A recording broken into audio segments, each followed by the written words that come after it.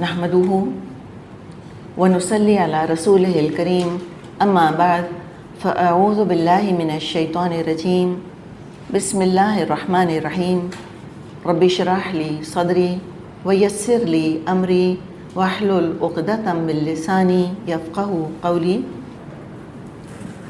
سورۃ الانعام مرکزی مضمون اس کا دیکھتے ہیں۔ شرک کی مختلف اقسام کا بیان ہے اور توحید کے دلائل اور توحید کے تقاضے بیان کیے گئے ہیں۔ زمانہ نزول قیام مکہ کا آخری دور ہے، تقریباً 12 یا 13 نبوی، اینڈ کا ٹائم ہے۔ ابن عباس رضی اللہ عنہما کی روایت ہے، یہ پوری سورت مکہ میں بیک وقت نازل ہوئی تھی۔ معاذ بن جبل رضی اللہ عنہ کی چچا زاد بہن اسماء بنت یزید رضی اللہ عنہا کہتی ہیں، جب یہ سورت نبی اکرم صلی اللہ علیہ وسلم پر نازل ہو رہی تھی، اس وقت آپ اونٹنی پر سوار تھے، میں اس کی نکیل پکڑے ہوئی تھی اور بوجھ کے مارے اونٹنی کا حال یہ ہو رہا تھا، معلوم ہوتا تھا اس کی ہڈیاں ٹوٹ جائیں گی۔ ذیلی مضامین دیکھ لیتے ہیں کہ اس کے اندر کیا کیا اللہ تعالیٰ نے موضوعات رکھے ہیں اور کن کن موضوعات پر بات فرمائی ہے۔ یوں سمجھیں کہ مکی دور کی دعوت کا خلاصہ ہے اس کے اندر۔ ابراہیم علیہ السلام کا ہمیں ذکر ملے گا اس میں، بس واحد ابراہیم علیہ السلام ہے نبی جن کا ذکر ہے اس میں۔ باقی عمومی انداز میں، ایک جنرل انداز میں قوموں کی ہلاکت کا ذکر کیا گیا ہے۔ توحید کے دلائل میں توحید، رسالت، آخرت، ان کے ثبوت پیش کیے گئے ہیں، ان کے دلائل دیے گئے ہیں۔ ابراہیم علیہ السلام کے علاوہ کسی رسول کا یا ان کی قوم کا ذکر نہیں ہے، یعنی کہ باقاعدہ جیسے کہ ہم کہتے ہیں نا، باقاعدہ ایک قصہ بیان کرنا کہ فلاں رسول اس قوم کی طرف بھیجے گئے اور انہوں نے تبلیغ کری تو قوم کا یہ رسپانس ہوا، اس طرح سے ذکر ہم کو نہیں ملے گا، ورنہ نام تو ملیں گے، نام خالی آتے ہیں لیکن ان کا زیادہ کوئی تذکرہ نہیں ہے۔ اور اس میں عذاب کی مختلف شکلوں کا ذکر آیا ہے کہ کس کس طرح اللہ تعالیٰ نے نافرمان قوموں کو عذاب دیے ہیں۔ تورات کے احکام عشرہ کا ذکر ہے، 10 کمانڈمنٹس کا، اس کے بارے میں بات کریں گے ہم۔ اور اس میں ہم اس سورت کے اینڈ میں ایک بڑا ہی لطیف اور خوبصورت انداز دیکھیں گے کہ وہاں جب اللہ تعالیٰ نے اس سورت کے اختتام کی طرف بڑھتے ہوئے جو اللہ تعالیٰ نے بات فرمائی ہے، بات کرنے کا انداز ایسا ہے کہ وہ بات قریش اور بنی اسرائیل دونوں پر 100% فٹ بیٹھ رہی ہوتی ہے۔ بیک وقت دونوں کو خطاب ہے، حالانکہ نام دونوں میں سے کسی کا نہیں لیا گیا، لیکن انداز ایسا ہے کہ 100% وہ بات اگر قریش دیکھیں تو قریش کے لیے پرٹیننٹ ہے، اور 100% وہ بات اگر یہود دیکھیں تو یہود کے لیے پرٹیننٹ ہے، ان پر اپلائی ہوتی ہے۔ پھر اس میں ہم دیکھیں گے کہ قریش کی بدعت کا ایکسٹینسو ذکر ہے، تفصیل کے ساتھ ذکر کیا گیا ہے کہ انہوں نے کس طرح اپنے دین میں بدعت ایجاد کریں، بے سر و پا باتیں کیسے ایجاد کر لیں، اپنے خیالات کو دین کا نام دے دیا اور اس کو فالو کرنے لگ گئے، اور دین کی جو بنیاد، دین کے جو پرنسپلز تھے ان کو بالکل اگنور کر دیا، پسے پش ڈال دیا، اپنی مرضی سے ایک عجیب و غریب نامعقول قسم کا دین گھڑ کر کھڑا کر دیا اور اس کے اوپر جم گئے اور اسی پر لڑنے جھگڑنے لگ گئے، اور اسی کی وجہ سے آپ صلی اللہ علیہ وسلم کی مخالفت کرنے لگ گئے۔ تو یعنی کہ جو بدعت کے نقصانات ہیں وہ بھی اچھی طرح واضح ہو جاتے ہیں سورۃ الانعام پڑھنے کی بعد۔ تو دین ابراہیم میں جو کچھ اضافے انہوں نے کر لیے تھے اس کا ذکر آئے گا۔ آج ہو سکتا ہے کہ ہم ان سے ریلیٹ نہ کر سکیں، لیکن جب ہم ان واقعات کو پڑھیں، ان رسومات کو پڑھیں جو کہ کفار نے گھڑ لی تھیں، تو ذرا اپنے معاشرے اور اس کی رسومات پر بھی ایک نظر ڈال لیں، اس کے بارے میں بھی سوچ لیں۔ پھر کفار کی طرف سے معجزوں کا پرزور مطالبہ آئے گا۔ یاد رکھیے کون سا دور ہے یہ، بالکل یعنی کہ مکہ کا آخری دور ہے۔ اس وقت کفار کا انتہائی پریشر تھا آپ صلی اللہ علیہ وسلم کے اوپر، سخت دباؤ تھا کہ مطالبہ تھا معجزہ دکھائیں، معجزہ دکھائیں، معجزہ دکھائیں. اور ایسا لگنے لگا تھا کہ انہوں نے باقی سارے حربے تو استعمال اب کر لیے، بس اگر اب ان کو ایک معجزہ دکھا دیا جائے گا یہ فوراً بات مان لیں گے. ہو سکتا ہے کہ بعض صحابہ کو بھی یہ خیال آیا ہو کہ اپنے بس پڑتے قریش سب کچھ کر چکے، دیکھ لیا انہوں نے کہ مسلمان ٹس سے مس نہیں ہوتے اپنی جگہ، لالچ بھی استعمال کر لی، ظلم بھی کر کے دیکھ لیا، دباؤ بھی ڈال لیا انہوں نے، سینکشنز بھی لگا دیے انہوں نے، ہر ترکیب انڈر دے بیلٹ استعمال کر چکے ہیں. اب وہ تھک گئے ہیں، اور اب اگر یہ معجزے کا مطالبہ کر رہے ہیں تو شاید ان کا مطلب یہ ہے کہ بس معجزہ دکھاؤ اور ہم ادھر ایمان لے آئے، ادھر معجزہ دیکھا ادھر ہم نے بات مانی. اللہ تو خوب جانتا تھا کہ یہ بالکل ایمان لانے کے موڈ میں نہیں ہیں. اللہ تعالیٰ کا بیان کہ معجزے نہیں دکھائیں گے ہم، ان کا مطالبہ معجزے دکھاؤ، اللہ کا کہنا ہرگز معجزہ نہیں دکھائیں گے. اور بیچ میں سینڈوچ کون ہو رہا ہے؟ نبی اکرم صلی اللہ علیہ وسلم. تو ذرا ہم نبی اکرم صلی اللہ علیہ وسلم پر پڑنے والے دباؤ کا بھی اندازہ لگائیں کہ کس تنگی میں آپ کی جان آئی ہوئی تھی. اور اللہ تعالیٰ کو معلوم تھا کہ معجزے دیکھ کر بھی ایمان نہیں لائیں گے. اس کی اہمیت دیکھ لیتے ہیں.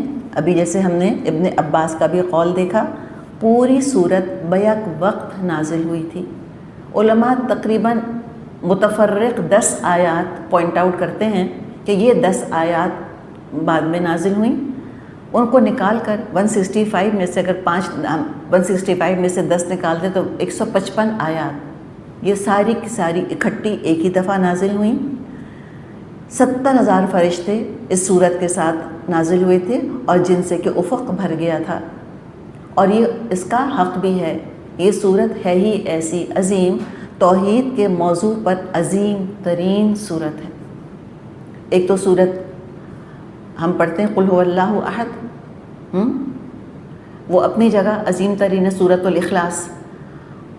اور یہ سمجھیں کہ جو تفصیل کے ساتھ بیان کیا گیا ہے توحید کے موضوع کو، اس پر اس سے زیادہ جامع صورت اور کوئی نہیں مل سکتی. اگر کہیں ہمیں تبلیغ کرنی ہے اور ہم کو اندازہ ہے کہ جہاں تبلیغ کرنے ہم جا رہے ہیں ان کا عقیدہ درست نہیں ہے، تو ایسی جگہ جا کر انسان سوچے کہ میں قرآن کا کون سا حصہ ان کو سناؤں، کون سا حصہ سمجھاؤں، کون سا حصہ پڑھاؤں. سورت انعام کا سلیکشن کر لیں. جہاں مزار پرستی ہو رہی ہے، جہاں پیر پرستی ہو رہی ہے، جہاں شگون لیے جا رہے ہیں، جہاں بدعات کی جا رہی ہیں، تو بجائے کہ ہم پہلے جا کر ان کو یہ کہیں کہ تم یہ بھی شرک کر رہے ہو اور وہ بھی شرک کر رہے ہو، سورہ انعام کی روشنی ان کی زندگیوں میں پہلے ہم پھیلا دیں. اس صورت کی روشنی میں خود انشاءاللہ اللہ نے چاہا ان کو سب کچھ نظر آ جائے گا، ساری حقیقت نظر آ جائے گی. پچھلی صورت سے اس کا ربط دیکھ لیتے ہیں.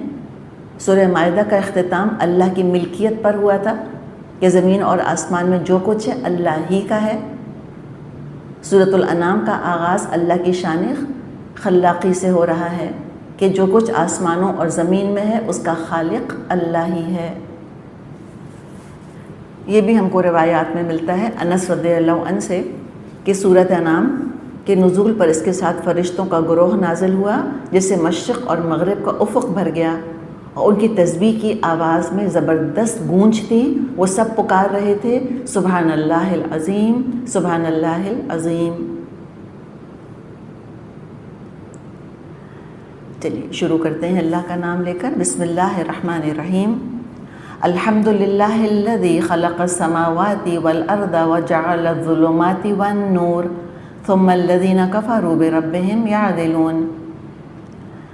تعریف اللہ کے لیے ہے جس نے کہ زمین اور آسمان بنائے، روشنی اور تاریکیاں پیدا کیں، پھر بھی وہ لوگ جنہوں نے دعوت حق کو ماننے سے انکار کر دیا ہے دوسروں کو اپنے رب کا ہمسر ٹھہرا رہے ہیں.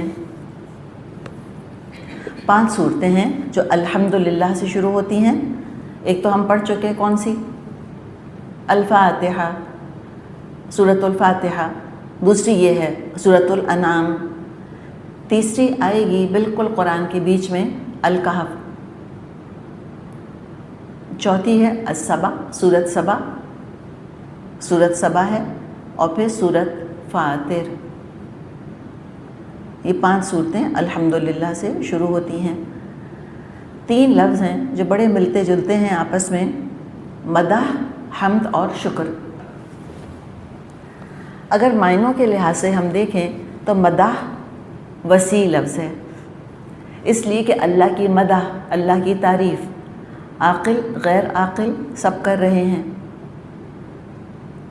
انسان عاقل مخلوق ہے، وہ اللہ کی تعریف کرتا ہے، خاص طور پہ اللہ کے ناموں کے حوالے سے، یعنی کہ قال سے، زبان قال سے اللہ کی تعریف کرتا ہے، کہتا ہے کہ سبحان اللہ، الحمدللہ، ہم بولتے ہیں الحمدللہ، ایسے کہتے ہیں۔ جو غیر عاقل مخلوق ہے اپنے وجود سے اللہ کی مدح کر رہی ہے، اللہ کی تعریف کر رہی ہے۔ کیسے؟ موتی کی چمک دمک دیکھ لیں، یاقوت کی خوبی دیکھ لیں، ہیرے کا حسن دیکھ لیں، انار کا رنگ دیکھ لیں، سمندر کی وسعت دیکھ لیں، کائنات کی پنہائیاں دیکھ لیں، تو اندازہ ہو جائے گا کہ ہر مخلوق اپنے وجود سے اپنے خالق کی حمد کر رہی ہے۔ اور اللہ کی تخلیق کے آغاز سے سورت کا آغاز، اللہ کی تخلیق کے ذکر سے سورت کا آغاز ہوا ہے، اور اللہ کی شان خلاقی کی بہت سی مثالیں ہم کو اس میں ملیں گی کہ بے اختیار واقعی انسان کہہ اٹھتا ہے سبحان اللہ۔ ہم نے مدح کی بات کری کہ زبان حال، زبان قال دونوں سے مدح ہو سکتی ہے۔ اچھا، حمد لفظ کو دیکھتے ہیں۔ حمد عاقل کرتی ہے، عاقل مخلوق حمد کرتی ہے۔ اللہ کا مقام مرتبہ پہچان کر اس کی محبت اور تعظیم کے احساس کے ساتھ، عاجزی کے ساتھ حمد کرتا ہے انسان۔ کس لیے حمد کر رہا ہے؟ اللہ کی عظمت کو ذہن میں رکھ کے، اللہ کی تعظیم کے احساس سے، چاہے براہ راست کوئی فائدہ پہنچے یا نہ پہنچے، اللہ ہے ہی اس قابل کہ اس کی حمد کی جائے۔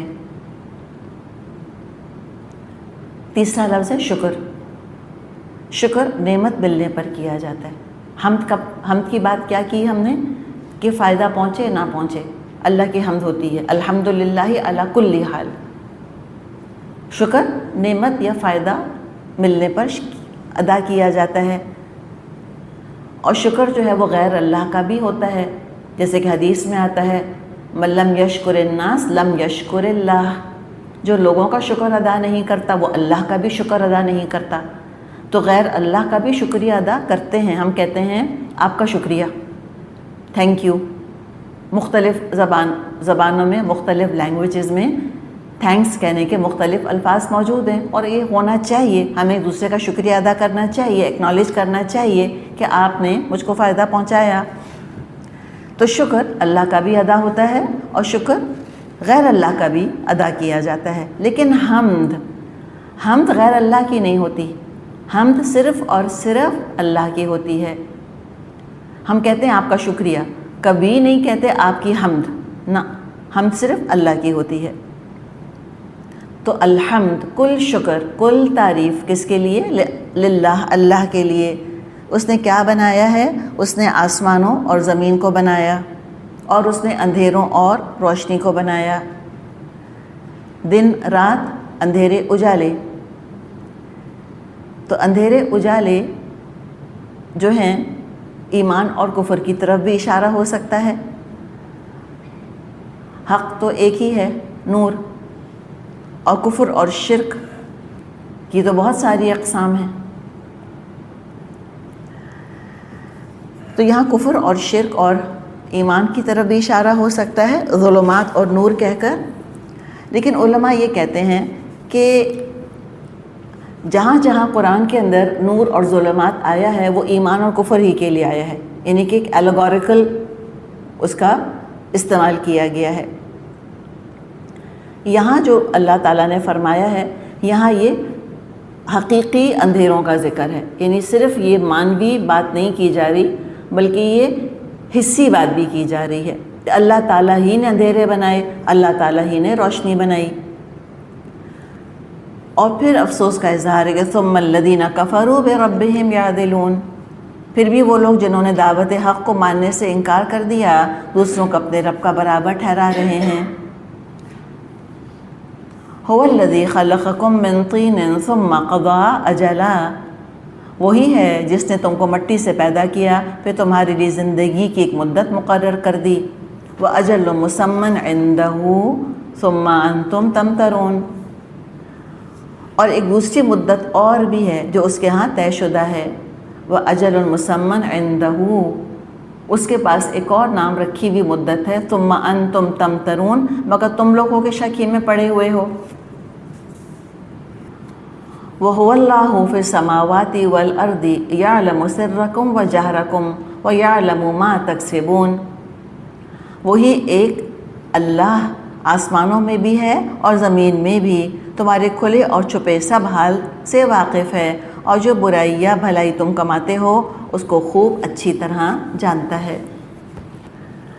یعنی آسمان اور زمین میں اسی کی عبادت ہونی چاہیے۔ اللہ سب راز جانتا ہے، یعلم سرکم و جہرکم، تمہارے راز بھی جانتا ہے اور تمہاری کھلی باتیں بھی جانتا ہے۔ تو لہٰذا اللہ تعالیٰ سے حیا کرنی چاہیے انسان کو، اور ذرا اپنی حقیقت پر بھی انسان غور کر لے کہ بنا کس چیز سے ہے۔ فرمایا تین، مٹی سے بنایا ہے تم کو، تین کے نیچے دو زیر کی تنوین بھی ہے۔ تنوین بہت کچھ بیان کر رہی ہوتی ہے، تنوین کا اپنا مطلب ہوتا ہے۔ بعض دفعہ یہ تنوین تحقیر کے لیے آتی ہے، کسی چیز کی کسی چیز کے گھٹیا پن کے اظہار کے لیے، اس کا معمولی ہونا بیان کرنا کہ ہو کس چیز سے، تم بنے کس چیز سے ہو، تین، مٹی سے تو بنے ہو، اوپر سے یہ تمہارا ایٹیٹیوڈ، یہ تمہارا اترانا، اور جب کہ تم کو فنا ہو جانا ہے، پھر دوبارہ مٹی ہو کے مٹی میں مل جانا ہے۔ تو پہلی اجل کیا ہے؟ موت، اور دوسری قیامت۔ پہلی اجل موت اور دوسری قیامت، اجل مسمن۔ یہ جو یہاں پہ اللہ تعالیٰ نے فرمایا ہے ثم قضى اجلا واجل مسمن عنده، نام رکھی ہوئی اجل، تو دو مطلب کیے گئے ہیں کہ پہلی اجل موت اور دوسری اجل قیامت۔ موت کو سب مانتے ہیں، قیامت کو تو سب نہیں مانتے، دونوں کا اس لیے الگ الگ ذکر کیا گیا۔ ٹھیک ہے؟ اچھا، کچھ لوگوں نے ان دونوں کو الگ الگ لیا ہے، اجل اور اجل مسمن کو۔ بعض نے کہا کہ نہیں، دراصل یہاں ایک تو یہاں پہ اللہ تعالیٰ نے جو بات فرمائی ہے کہ ثم قضى اجلا، پھر اللہ تعالیٰ نے زندگی کی ایک مدت مقرر کر دی، وہ اجل مسمن، اور نام رکھی ہوئی اجل اللہ کے پاس ہے، عندہ۔ تو کچھ لوگوں نے اس سے مطلب یہ لیا کہ اجل مسمن سے مطلب یہ ہے کہ جو موت تو آئے گی، لیکن موت کا سبب کیا ہوگا، کس وجہ سے موت آئے گی، وہ بھی اللہ کے پاس لکھا ہوا ہے۔ کوئی ڈوب کر مرے گا، یا بیماری سے مرے گا، یا سانپ کے ڈسنے سے مرے گا، کس طرح مرے گا، کس طرح موت واقع ہوگی، یہ بھی سب اللہ کے پاس لکھا ہوا ہے، اجل مسمن عندہ۔ تو لہٰذا ہم یہ نہ کہا کریں کہ اگر وہ گاڑی میں نہ بیٹھتا تو ایکسیڈنٹ نہ ہوتا اور نہ مرتا، اگر اس نے احتیاط کر لی ہوتی تو یہ بیماری اس کو نہ ہوتی، اس بیماری میں نہ مرتا، اس ڈاکٹر کے پاس اگر وہ نہ جاتا تو نہ مرتا، اگر علاج کرنے کے لیے فلاں ملک چلا جاتا تو نہ مرتا۔ نہ، یہ کہنا بیکار ہے۔ جب تک کوئی نہیں مرا، جب تک ہم تمام ترکیبیں کر سکتے ہیں۔ ایک دفعہ کوئی مر گیا تو جو بھی اس کی وجہ بنی موت کی، وہی وجہ اللہ کے پاس لکھی تھی، اس کو ویسے ہی مرنا تھا، اس کے علاوہ کسی اور وجہ سے وہ مر نہیں سکتا تھا۔ تو پھر آگے فرمایا، جیسے بھی ہم بات کر رہے تھے کہ هو اللہ فی السماوات و فی الارض، وہی ایک خدا آسمانوں میں بھی ہے اور زمین میں بھی، یعلم سرکم و جہرکم، تمہارے کھلے اور چھپے سب حال کو جانتا ہے، ویعلم ما تکسبون، اور جو برائی یا بھلائی تم کماتے ہو اس سے بھی خوب واقف ہے۔ آپ صلی اللہ علیہ وسلم نے فرمایا لوگوں سے اللہ سے حیا کرو، تو لوگوں نے پوچھا کس طرح کریں؟ تو آپ صلی اللہ علیہ وسلم نے فرمایا جو تمہارے سر میں ہے اور جو تمہارے پیٹ میں ہے اس کی حفاظت کرو، یعنی اپنے خیالات کو بھی چیک کرتے رہا کرو، اس لیے کہ اللہ تمہارے راز بھی جانتا ہے۔ جو اعمال کر رہے ہو، جو اموال تمہارے پاس ہیں، جو کما رہے ہو، سب کی اللہ کو خبر ہے۔ تکسبون، جو کچھ کما رہے ہو، مال یا اموال، اعمال یا اموال، سب اللہ کو پتہ ہے۔ لیکن لوگوں کا حال کیا ہے؟ کیسے بے نیاز ہیں اللہ سے۔ وَمَا تَأْتِيهِم مِّنْ آيَةٍ مِّنْ آيَاتِ رَبِّهِمْ إِلَّا كَانُوا عَنْهَا مُعْرِضِينَ۔ لوگوں کا حال یہ ہے ان کے رب کی نشانیوں میں سے کوئی نشانی ایسی نہیں جو ان کے سامنے آئی ہو اور انہوں نے اس سے منہ نہ موڑ لیا ہو۔ ان آیات کا بھی ہم ذکر قرآن ابھی سورۃ الانعام میں بہت پڑھیں گے۔ آیات کی دو قسمیں ہیں۔ آیات کا مطلب تو ہم جانتے ہیں، نشانیاں، ٹھیک ہے، سائنس۔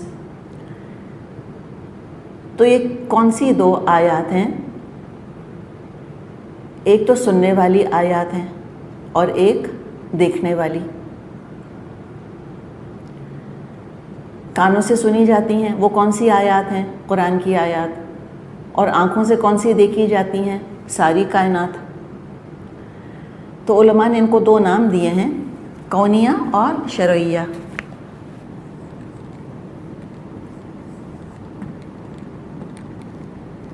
کونیہ اور شرعیہ۔ کونیہ یہ کوئی نیا لفظ نہیں ہے، ہم کائنات کہتے ہی ہیں۔ کائنات کیا ہے؟ کانا یکونو کا مطلب کیا ہوتا ہے؟ ہو گیا، پڑھا ہے نا قرآن میں، ہو گیا۔ تو کانا یکونو ہو گیا۔ کائن کا مطلب کیا ہوتا ہے؟ کائن ہونے والا، فاعل۔ اچھا، اب کائن کی مؤنث کیا ہوگی؟ کائنہ، ٹھیک۔ اور کائنہ کی جمع کیا ہوگی؟ جمع سالم بنائیں مؤنث کی، کائنتن سے کائنات، جی ہاں کائنات۔ تو اب آپ کو پتہ چلا گرامیٹکلی کائنات کیا ہے، مراد کیا ہے؟ کائنات ہونے والی۔ اللہ تعالیٰ نے کن فیکون فرمایا، اللہ نے فرمایا کن فیکون، تو اللہ کے کن کہنے سے کیا چیز وجود میں آ گئی؟ کن کہنے سے کائنات وجود میں آ گئی۔ یونیورسز کو ہم کہتے ہیں۔ تو یہ یونیورسل سائنس ہیں چاروں طرف، جو اللہ تعالیٰ کی آیات، اللہ تعالیٰ کی قدرت کی علامات ہر طرف پھیلی ہوئی ہیں۔ ہر چیز اپنے وجود سے پکار کر اپنے سانے، اپنے خالق کے وجود کی گواہی دے رہی ہے۔ اور دوسری آیات شرعیہ، جو قرآن کی آیات ہیں، نہ کائنات پر تدبر کرتے ہیں نہ قرآن پر تدبر کرتے ہیں۔ تو اس کا یہاں پر اللہ تعالیٰ نے شکوہ کیا ہے ایک طرح سے۔ فَقَدْ كَذَّبُوا بِالْحَقِّ لَمَّا جَاءَهُمْ فَسَوْفَ يَأْتِيهِمْ أَنبَاءُ مَا كَانُوا بِهِ يَسْتَهْزِئُونَ۔ اچھا، اب جو حق ان کے پاس آیا تو اس کو بھی انہوں نے جھٹلا دیا۔ اچھا، جس چیز کا وہ اب تک مذاق اڑاتے رہے، ان قریب اس کے متعلق کچھ خبریں ان تک پہنچیں گی۔ تو ہم دیکھ رہے ہیں کہ توحید کا ذکر آیا، اللہ کی شان بیان ہوئی، پھر آخرت کا ذکر آیا اور حق کو جھٹلانے کی بات کی گئی۔ حق سے مراد رسول اللہ صلی اللہ علیہ وسلم اور قرآن۔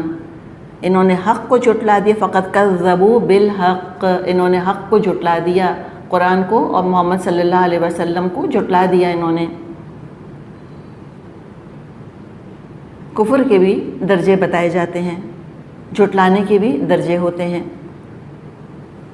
ایک تو آیات پہ غور نہیں کرتے، یہ بات بیان کی ہے نا، منہ موڑے ہوئے ہیں، پھر جھٹلا رہے ہیں، اور پھر جھٹلانے سے بڑھ کر پھر کیا فرمایا آگے؟ یستہزئون، جھٹلانے سے بڑھ کر دیکھیں کذبوا کا بھی ذکر آیا، اس کے بعد یستہزئون کا، پہلے موردین کا ذکر آیا تھا آیت نمبر 4 میں، پہلے غور نہیں کیا، اس کے بعد پھر جھٹلا دیا اور پھر مذاق اڑانے لگ گئے، جھٹلانے سے بڑھ کر مذاق و تمسخر کی حد کو پہنچ گئے۔ یہ ان کا معاملہ ہو گیا۔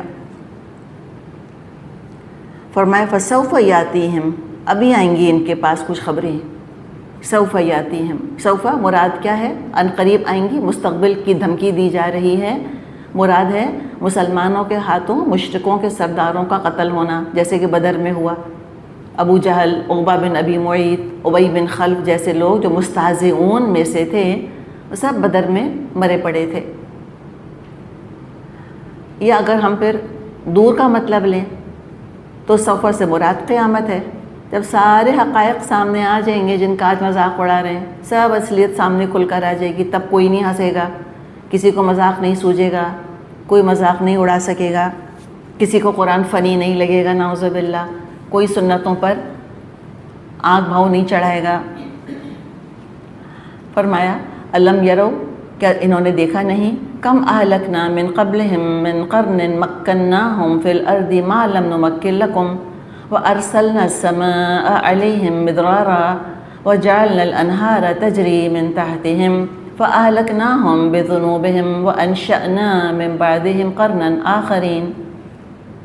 کہ انہوں نے دیکھا نہیں ان سے پہلے کتنی ہی ایسی قوموں کو ہم ہلاک کر چکے ہیں جن کا اپنے اپنے زمانے میں دور دورہ رہا ہے۔ ان کو ہم نے زمین میں وہ اقتدار بخشا تھا جو تم کو نہیں بخشا، ان پر ہم نے آسمان سے خوب بارشیں برسائیں، ان کے نیچے نہریں بہا دیں، لیکن جب انہوں نے کفران نعمت کیا تو آخرکار ہم نے ان کے گناہوں کی پاداش میں ان کو تباہ کر دیا اور ان کی جگہ دوسرے دور کی قوموں کو اٹھایا۔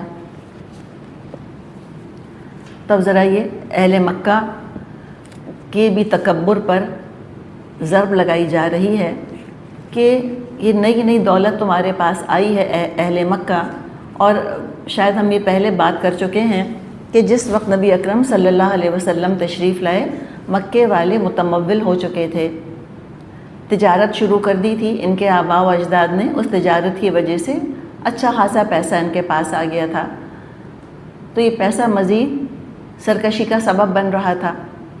تو ان کو ذرا سنایا سمجھایا جا رہا ہے کہ دیکھو اے اہل مکہ، تم کو تو کچھ بھی نہیں دیا گیا جو کہ عاد یا سمود یا فرعون جیسوں کو دیا گیا تھا۔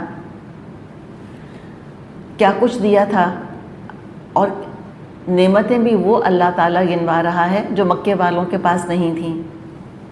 کون سی نعمت بتائیں؟ ارسلنا السماء علیہم مدرارا، کیا مکے میں بہت بارشیں ہوتی تھیں؟ نہ، ریگستان ہے وہ تو، پہلے بھی تھا آج بھی ہے، تو بارشوں کا ذکر کیا، یعنی خوب زرخیزی ہوگی، کھانا پینا خوب وافر ہوگا۔ اور مکے کی وادی کا تھی، مکے کی وادی کیسی تھی؟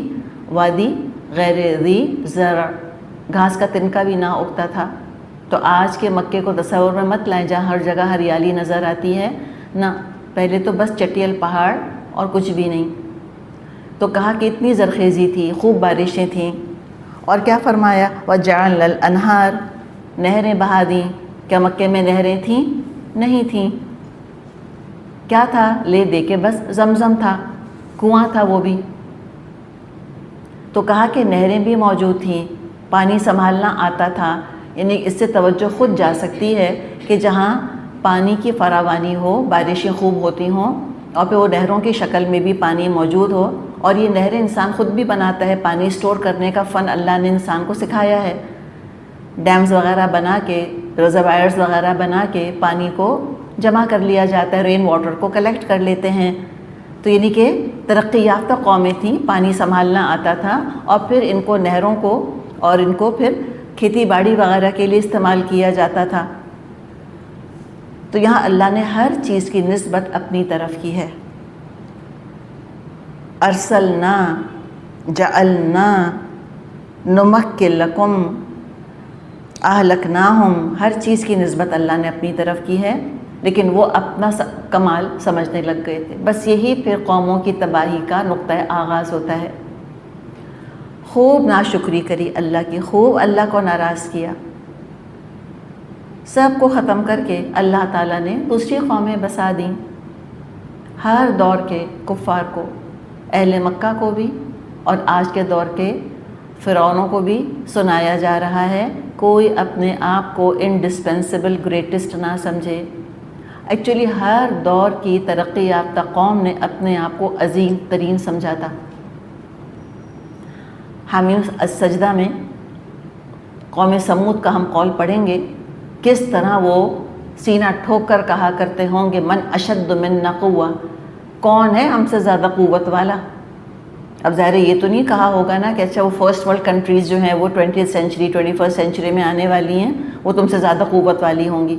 And we really don't know, ہمیں نہیں پتہ کہ کتنی قومیں آئیں، کتنی ترقی کر چکیں، اور کون کون سی قومیں جو ہیں وہ مٹی تلے دبی پڑی ہیں یا سمندروں کی تہہ میں دفن پڑی ہوئی ہیں، اور کن کے اوپر پہاڑ آ گئے، کن کے اوپر پانی چھا گیا، کون سی جگہیں ہیں جو سرخیز تھیں اور اب ریگستان بن چکی ہیں. یہ تو ہمارا خیال ہے کہ دنیا کی ترقی لینئر چلی ہے. کیا پتہ بہت ترقی پہلے ہو چکی ہو، اس کے بعد پھر زوال آ گیا ہو، کوئی ایسا قدرتی حادثہ یا انسانوں کا اپنے ہاتھوں کا کیا دھرا ایسا ہو کہ ساری ترقی ختم ہو گئی، پھر اسکریچ سے شروع کیا انسانوں نے، پھر ترقی کرنی شروع کری، پھر انہوں نے ترقی کے زینے عبور کرنے شروع کرے، واللہ عالم. لیکن پوائنٹ یہ ہے کہ جو بھی طاقت ہوتی ہے وہ اپنے آپ کو سپریم سمجھتی ہے. کہتی ہم جیسے تو نہ کبھی آئے تھے اور نہ کبھی آئیں گے. نہ صرف یہ سمجھتی ہے کہ نہ ہم جیسے آئے تھے اور نہ ہم جیسے کبھی آئیں گے، بلکہ یقین ہوتا ہے کہ ہمارا عروج چلتا ہی چلا جائے گا. ہم عروج در عروج کی طرف بڑھتے چلے جائیں گے اور ہم پر تو زوال آنا ہی نہیں. ہم تو ہمیشہ سے رہے ہیں اور ہمیشہ رہیں گے. اپنے آباء و اجداد کا نام ہمیشہ روشن رکھیں گے، یہ ان کو خیال آ جاتا ہے. تو آج کی قومیں بھی یہی سمجھتی ہیں کہ ہم پر زوال تو آنا ہی نہیں. تو ترقی اللہ تعالیٰ کو بری نہیں لگتی، لیکن لوگ کیا سمجھتے ہیں کہ شاید ترقی اللہ کے عذاب سے بچا لے گی ہم کو، اللہ کے آگے ہماری ترقی جو ہے وہ ہمارے آڑے آ جائے گی اور ہماری ترقی اللہ کو بے بس کر دے گی. یہ سمجھتے ہیں کہ جیسے ہم نے کتنی ساری قدرتی آفات پر قابو پا لیا، ہم نے کلاؤڈز کو سیٹ کر کے بارش برسانی سیکھ لی، ہم نے سائیکلونز کو ڈسپرس کرنا، ان کی طاقت کو کم کرنے کا گر سیکھ لیا، ہم نے ڈیمز بنا لیے، ہم زلزلوں کو پریڈکٹ کر سکتے ہیں، ہم ارتھ کو ایک پروف گھر بنا سکتے ہیں.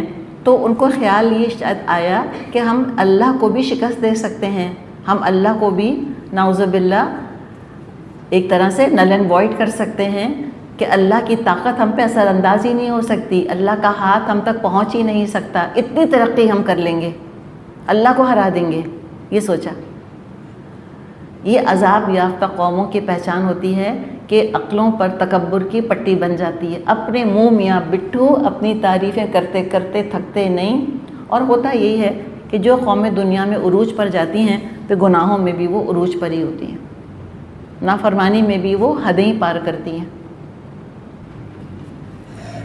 تو فرمایا کہ ہم نے جو ہلاک ان کو کیا اس لیے ہلاک نہیں کیا کہ وہ ترقی کر رہے تھے. اللہ کو اسکائی اسکریپر سے کوئی دشمنی نہیں ہے، اللہ کو مارس پر جا کے لینڈ ہو جانے سے، وہاں کالونی بنا لینے سے کوئی اللہ کو دشمنی نہیں ہے. تمہارے ہبل ببل سے اللہ کو کوئی دشمنی نہیں ہے. مسئلہ کیا ہے کہ تم کتنے ڈیفائنڈ ہو گئے ہو، کتنے ایروگنٹ ہو گئے ہو. اللہ کا ہر حکم تم پوری طاقت پورے شعور کے ساتھ توڑ رہے ہو، اور اللہ کے حکم کو ہرانے کے لیے 10 طرح کے دلائل پیش کر رہے ہو.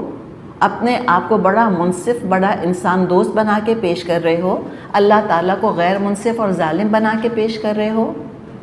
یہ کرو گے اللہ کے ساتھ تم، اللہ دیکھتا رہے گا، وہ سب جانتا ہے تم کو. فَأَهْلَكْنَاهُمْ بِذُنُوبِهِمْ، ہم نے ان کے گناہوں کی وجہ سے ان کو ہلاک کر دیا. اور اس کے بعد زمین خالی نہیں ہو گئی، کوئی انڈسپینسیبل نہیں ہے. پھر کیا کیا؟ ان کی جگہ دوسری قوموں کو اٹھایا. سب دنیا آباد ہو گئی، پہلے سے زیادہ آباد ہے. ایسا تو نہیں ہوا کہ پہلے بہت آباد تھی تو اب ویران پڑی ہے نا. آبادی بڑھتی گئی بڑھتی گئی بڑھتی گئی، آگے سے آگے چلتی چلی گئی. چلیں یہاں ہم رکتے ہیں، 10 منٹ کی بریک لیتے ہیں، پھر آگے چلیں گے انشاءاللہ.